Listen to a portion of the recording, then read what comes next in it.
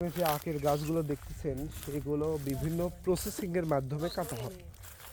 কাটার পর সেগুলো এই মেশিনের মাধ্যমে রস বার করা হয়। এই তো রস বার করার পরে সেগুলো এখানে জাল দেওয়া হচ্ছে। এই তো দেখুন জাল দেওয়া হচ্ছে। জাল দেওয়ার পরে এই কড়াইয়ে সেগুলো হচ্ছে ঠান্ডা করা হয়। ঠান্ডা করার পর এগুলো হচ্ছে হাত দিয়ে গোল গোল করে দলা করা হয়। এটাই হচ্ছে গুড় বানানোর প্রসেস। আর আপনারা যারা আমার ভিডিও দেখছেন তারা অবশ্যই সাবস্ক্রাইব করবেন। That's all about my self. গ্রামে আসে এই সুন্দর প্রসেসিংটা দেখলাম, তাই ভাবলাম আপনাদের সামনে শেয়ার করি।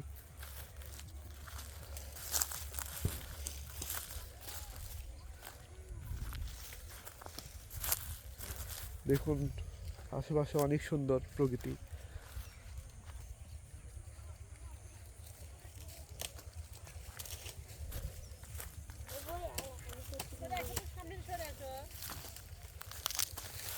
নাম কি তোমার? সিফাত।